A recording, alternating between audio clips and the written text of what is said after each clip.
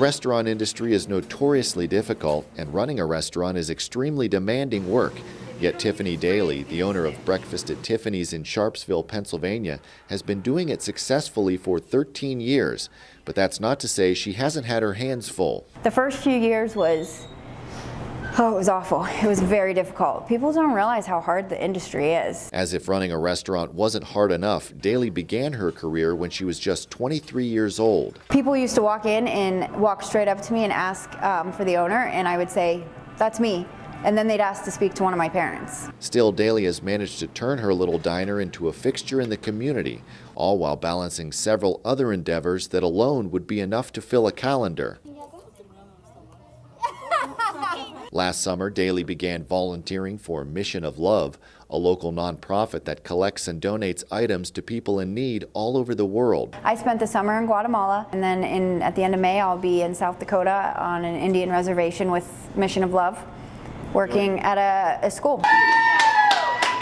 And since December, Daley has been teaching full-time at the Trumbull Career and Technical Center's Restaurant Services program, which she graduated from 20 years ago. For some of the students, such as Destiny Gibbons, Daley's instruction extends beyond the classroom. Gibbons also works 30 hours a week as a line cook at Breakfast at Tiffany's. I love her. She's definitely very inspirational to a lot of the students. Former student Olivia Spire is the kitchen manager. It's awesome. I love her. Daley says she wouldn't be able to teach if not for the support from her staff.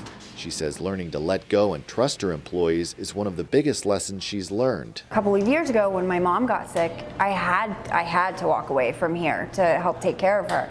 And that little kind of hiatus from being here showed me that my staff is perfectly capable.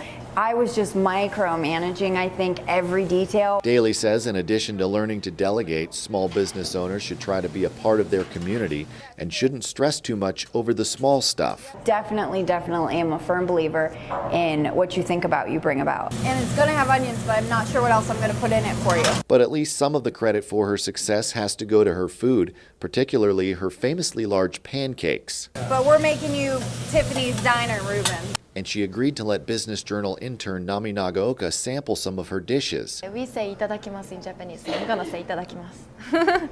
Itadakimasu means I'm going to eat, like thank you for food. All in all, Nami sampled 2 omelets, a Reuben, and 2 pancakes. But it's good. Okay. It must have been because she managed to eat most of it. I'm sorry that I couldn't finish. Daley says if she could go back in time and do it all over again, there are some things she would do differently. I was young and just dove in. I didn't even think about it. But her game plan for success would remain the same. You have to work hard. You have to believe it. You have to want it, and you have to work for it. Price Heating and Cooling, serving the community since 1937.